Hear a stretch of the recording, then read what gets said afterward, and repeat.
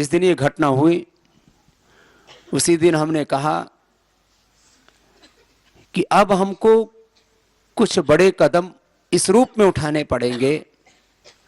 देश के अंदर बहुत मजबूत तंत्र है हमारी सुरक्षा एजेंसियों का, आंतरिक इंटेलिजेंस का, और उनको पता रहता है कि कौन कहां पर संदिग्ध है, कौन आतंकवादी और कहां उन्होंने शरण ली हुई है। तब मैंने कहा था कि देश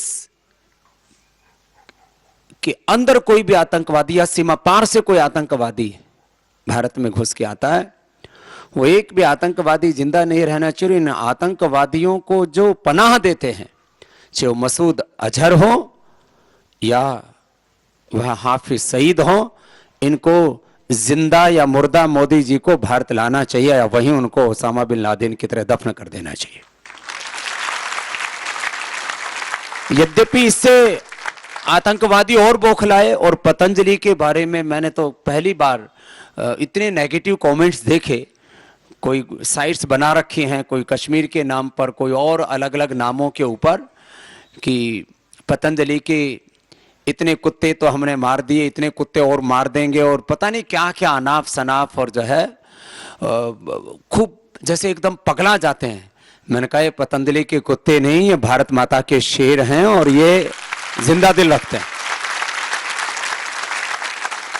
तो जो देश विरोधी ताकतें हैं वो पूरी ताकत से इस देश को तबाह करने के लिए अपना सब कुछ लगा करके, आप सोचो जिस व्यक्ति ने आत्मघाती विस्फोट किया, वो आत्मघात करने से पहले अपना वीडियो जारी करके जाता है कि मैं लोगों को तबाह करके जाऊंगा, और उसने सच में 40 से ज्यादा हमारे जवानों की जान ली है और सैकड़ों को घायल किया है, और भारत के संप्रभुता को उसने चुनौती दी है। भारत की आजादी को, भारत की एकता अखंडता को उसने चुनौती दे करके और एक बहुत बड़ा दुस्साहस किया। और आजादी के 70 वर्षों में 50,000 से ज्यादा लोगों की शहादत हुई है, खाली सीमाओं पर और कश्मीर की समस्या के कारण से 50,000 से ज्यादा लोगों की। तो हमने तो कहा कि पूरा देश मोदी जी के पीछे खड़ा है, और अच्छी बात है। मैंने पहले ही दिन कहा था कि इसमें कोई ओछी बात नहीं होनी चाहिए कि आज पूरा देश मोदी जी के पीछे खड़ा है। पाक अधिकृत कश्मीर में जितने भी आतंकवादी शिविर हैं, मिसाइल दागे, सबको ध्वस्त कर देना चाहिए। इससे ज्यादा और अच्छा मौका कोई नहीं हो सकता। एक मजबूत राष्ट्र का प्रधानमंत्री, और आज यदि ये कदम नहीं उठाता तो कब उठाएगा? और पता है सबको, हमारी एजेंसियों को भी पता है, पूरी दुनिया को भी पता है कि पाक अधिकृत कश्मीर में आतंकवादियों के ट्रेनिंग कैंप चलते हैं। इस समय मोदी जी ये कदम उठाते हैं तो इसमें पूरा देश उनका साथ देगा। और मैं तो कहता हूं इतना ही नहीं, पहले पाक अधिकृत कश्मीर से आतंकवादियों के कैंप ध्वस्त करो और उसके बाद में पीओके को भारत में विलय कर दो।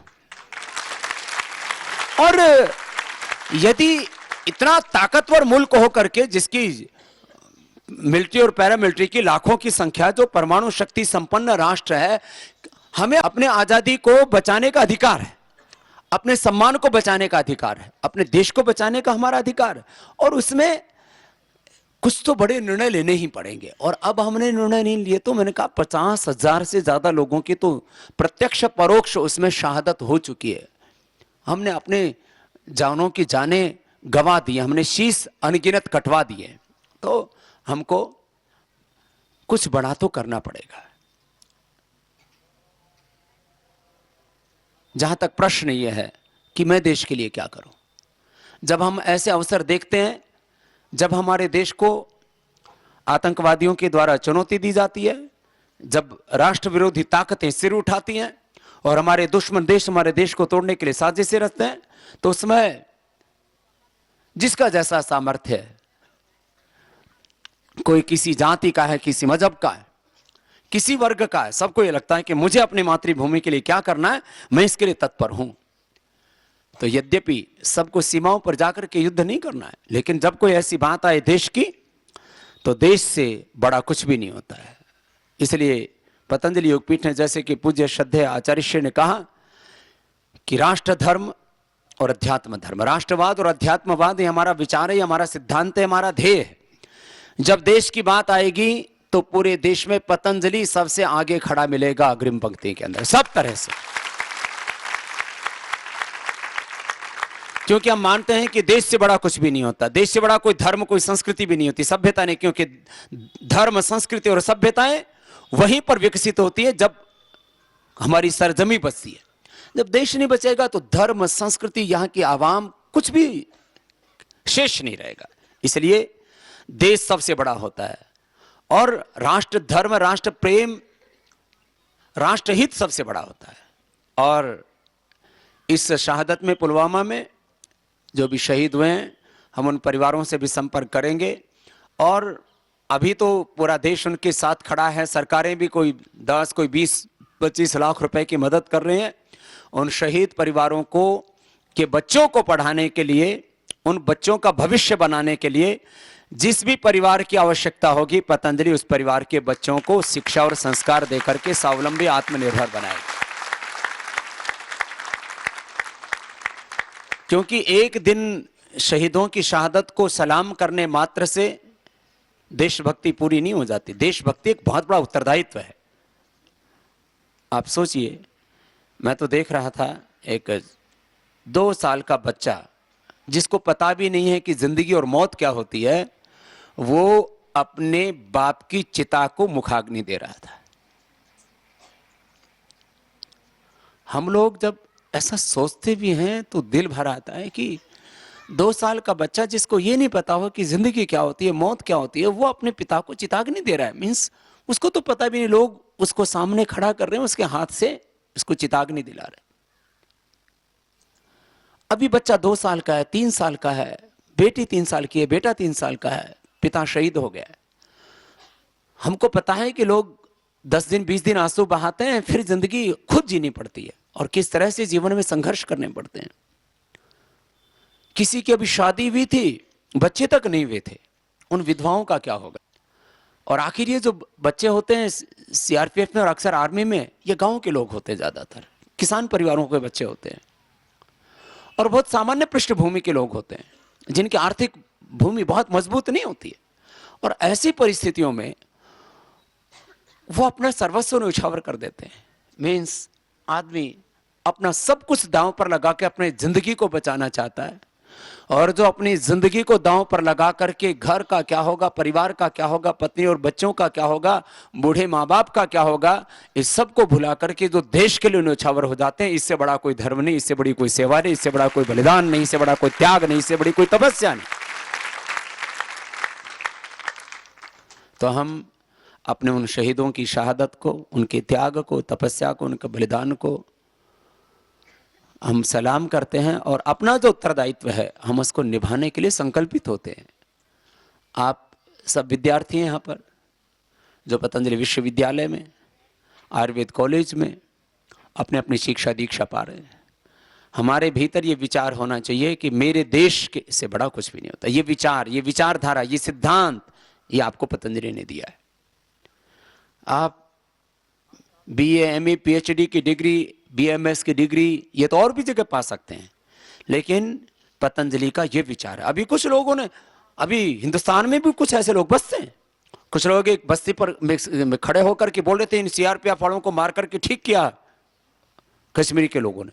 वहां एक जवान गुजर रहा था, उसने विरोध किया कि आप गलत बोल रहे हैं, हमारे जवान शहीद हो गए और आप जो है जो आतंकवादी हैं उनका समर्थन करते हैं भारत की भूमि पर खड़े होकर। और उन्होंने पीट पीट करके उस बच्चे का बुरा हाल कर दिया, उस जवान का। ऐसे लोग अपनी सरजमी पर भी हैं। तो मैं इस बात को पूरी दुनिया के सामने कह सकता हूं कि जो संस्कार आपने पूज्य आचार्य जी से पाए, जो संस्कार आपने स्वामी रामदेव से पाए, जो संस्कार आपने पतंजलि से पाए हैं, वो संस्कार और विचार आपके भीतर देश और देशभक्ति को जिंदा रखते हैं। और हमारा बच्चा कभी भी देश के खिलाफ नहीं जा सकता। आजादी के नारों के नाम पर देश को तोड़ने की रोज साजिशें रचते, माने अपने मौलिक अधिकारों के नाम पर, अपने संवैधानिक अधिकारों के नाम पर, कहीं जस्टिस के नाम पर कहीं आजादी के नाम पर, कहीं और किसी नाम पर देश को तोड़ने की रोज साजिश करते हैं। आपको पतंजलि ने विचार दिया है देशभक्ति का।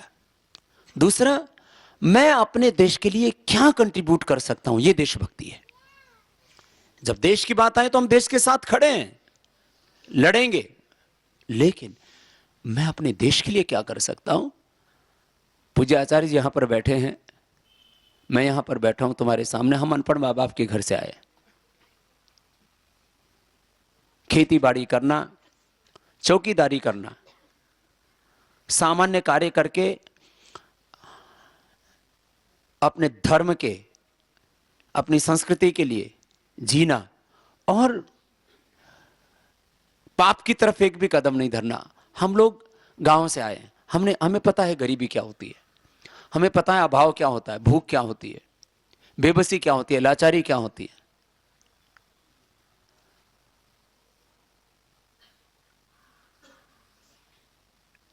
मुंह उठा करके स्वामी रामदेव को, आचार्य बालकृष्ण जी को गाली देना, नेगेटिव बातें करना बहुत आसान है, लेकिन हमने जो किया है आपके लिए वो सीख है। महात्मा गांधी कहते थे मेरा जीवन ही मेरा संदेश है, मेरा उपदेश है। आज आचार्य बालकृष्ण ने, स्वामी रामदेव ने, पतंजलि ने 2 लाख से ज्यादा लोगों को रोजगार दिया है। ये हमारी देशभक्ति है, ये हमारा देश के लिए कंट्रीब्यूशन है, ये हमारा योगदान है। हमने करोड़ों लोगों को जीवन जीने का सलीका सिखाया है। हमने लाखों लोगों को रोग मुक्त किया है, जिनको बीपी था, जिनको शुगर था, जिनको हार्ट की प्रॉब्लम थी, जिनको कैंसर था, जिनके किडनी फेलियर थी, जिनको स्ट्रेस था, जिसको एंजाइटी थी, जिनको डिप्रेशन था, जो सुसाइड करने जा रहे थे। हमने लाखों लोगों को आत्मघात करने से बचाया है। हमने लाखों करोड़ों लोगों को बीमारियों से उभारा है। लाखों करोड़ों लोगों को रोग मुक्त करने के साथ उनको नशा मुक्त किया है। लाखों करोड़ों लोगों के जीवन में निराशा के स्थान पर हमने आशा और विश्वास जगाया है।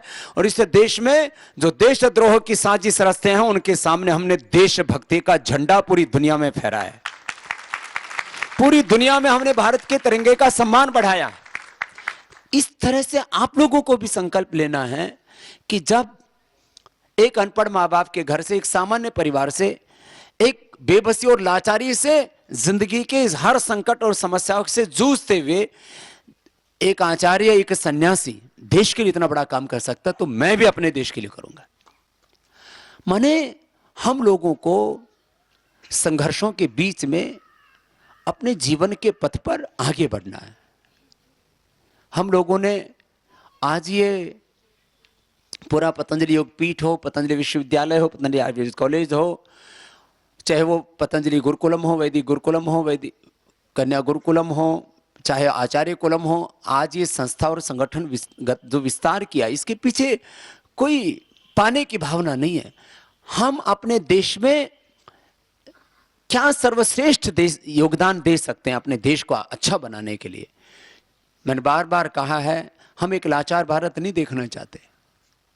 हम अपने भारत के नागरिकों को देखते हैं विदेशी दूतावासों के सामने वीजा लेने के लिए लाइन में लगे। मैं 10-15 सालों से जब इधर एम्बेसीज के सामने से सड़क के ऊपर से कई बार गुजरना होता है, तो मैं देखता हूँ पेड़ों के नीचे धूप में, और फिर कभी कभी किसी एम्बेसी में हमको भी जाना पड़ता है वीजा लेने के लिए, क्योंकि दुनिया के 1-2 देशों को छोड़ करके, माने नेपाल और पता नहीं बाकी तो भूटान, 1-2 देशों को छोड़ करके कोई देश हमें बिना वीजा के नहीं जाने देता। अमेरिका के नागरिक को 2-4 देशों को छोड़ करके किसी देश का वीजा नहीं लेना पड़ता। क्यों? वो ताकतवर मुल्क है। मैं वो दिन देखना चाहता हूं कि सारी दुनिया में भारत के नागरिक को स्वागत करने के लिए, वीजा देने के लिए लोग लाइन में लगे, हमें लाइन में नहीं लगना पड़े। इतना ताकतवर मुल्क है बना।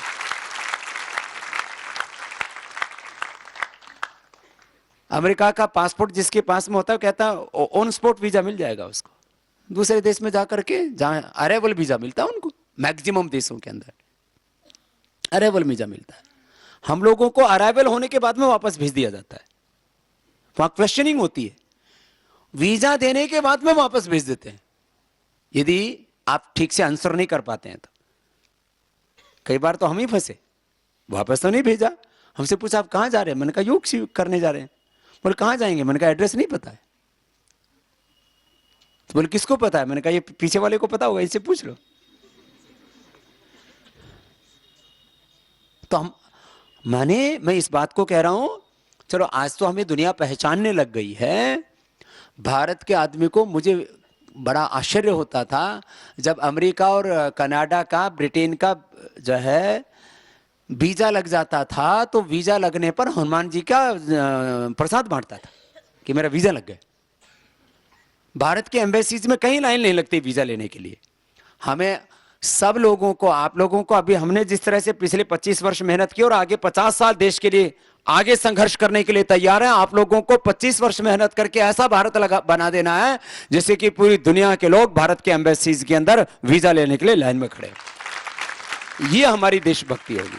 इतना ज्यादा हमें पुरुषार्थ करना पड़ेगा। यह एक दिन की मात्र शांति सभा करने से बात नहीं बनेगी। इसके लिए जैसे पूज्य आचार्य जी बोलते हैं, तिल तिल करके अपनी मातृभूमि के लिए जीना, हजारों लाखों करोड़ों संकटों संघर्षों के बावजूद भी अपने स्वधर्म से, राष्ट्र धर्म से विचलित ना होना, ऐसा हमें जीवन जीना है। यह अपेक्षा आपसे हम करते हैं। पूज्य श्रद्धेय आचार्य जी ने मुझसे कहा कि स्वामी जी आप आया करो, इन बच्चों से बात किया करो, इनको भी कुछ पाठ पढ़ाया करो। तो हमारा तो यही पाठ है कि मेरे लिए मेरा देश मेरी मोहब्बत है, मेरा देश ही मेरा सर्वस्व है। हम तो इसी संकल्प के साथ जीते हैं कि ठीक है, संसार में हमें सबसे प्रेम है और सब हमारे लिए उतने ही आदरणीय हैं, उतना ही उनसे हमें मोहब्बत है जितनी हमें भगवान से मोहब्बत है, क्योंकि हम तो भगवान को मूर्त रूप में मानते हैं। ये सारा अस्तित्व भगवान की मूर्त अभिव्यक्ति है। एक एक व्यक्ति में हम भगवान की अभिव्यक्ति को देखते हैं।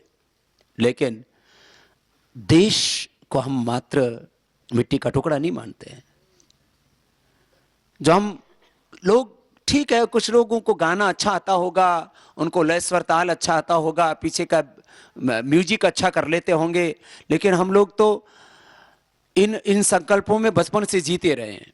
है मेरे प्यारे वतन, है मेरे बिछुड़े चमन, तुझ पे दिल कुर्बान, तू ही मेरी आरज़ू, तू ही मेरी आबरू, तू ही मेरी जान।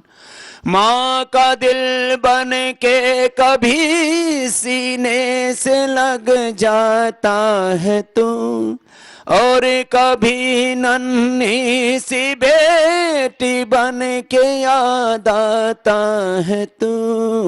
जितना याता है हमको उतना तड़पाता है तू, तुझ पे दिल कुर्बान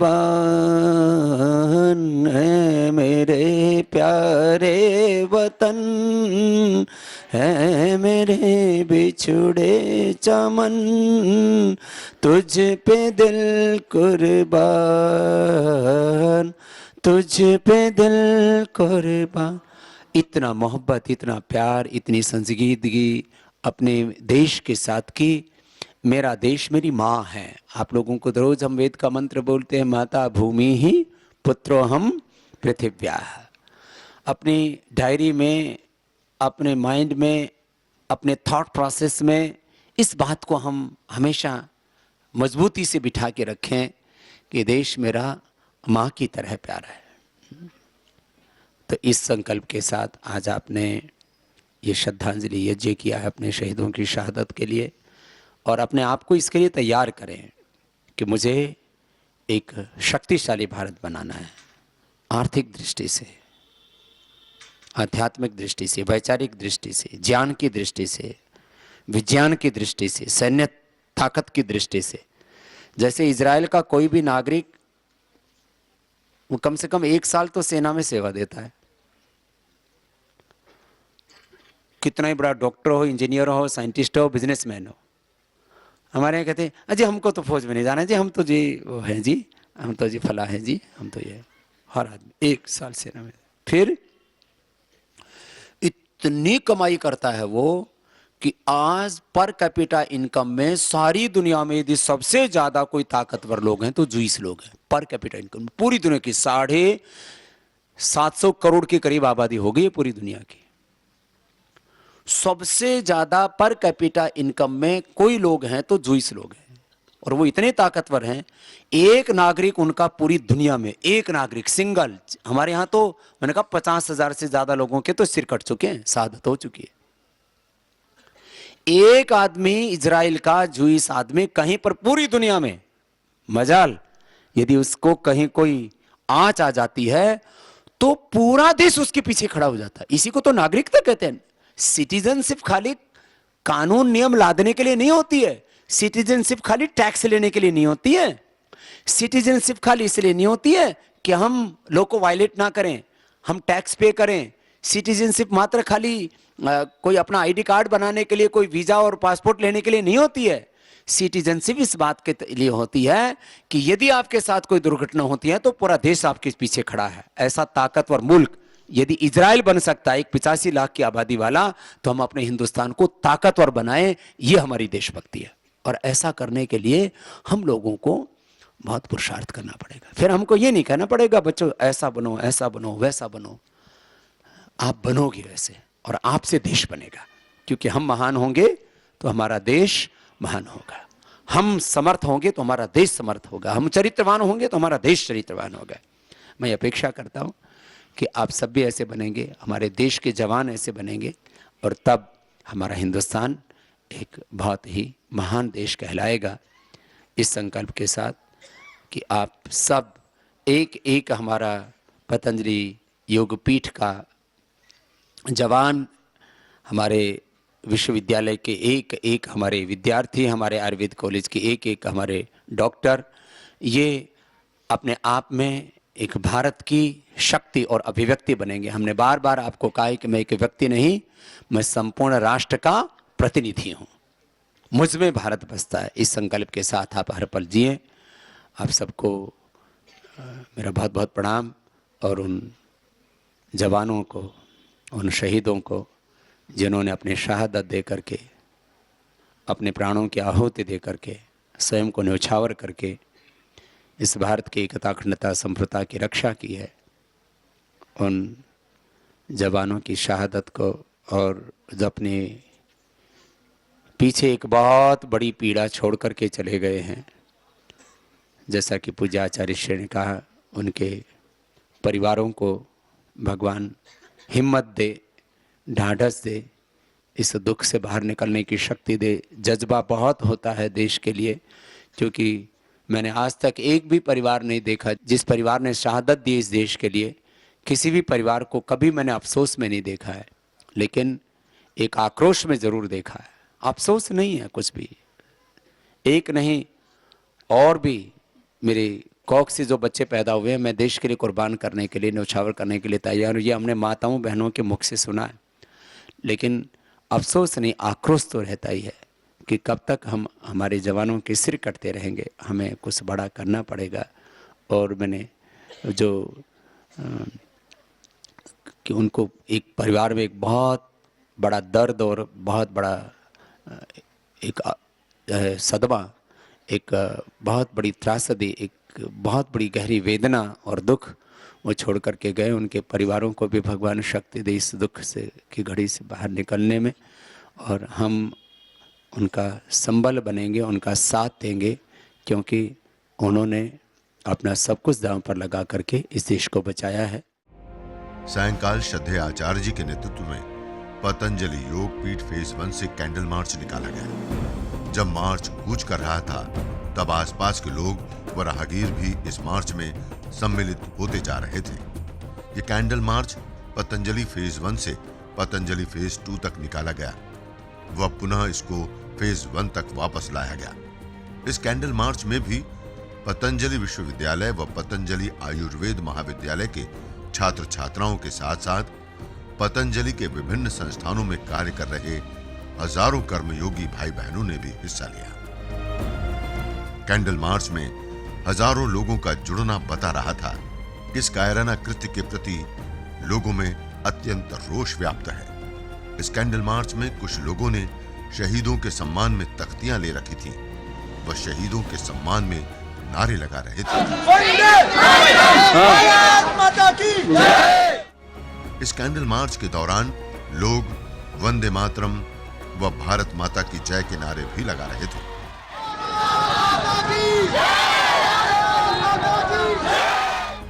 लोगों के हाव भाव से ही उनमें व्याप्त आक्रोश को समझा जा सकता था। पूज्य आचार्य जी भी कैंडल मार्च में उपस्थित थे।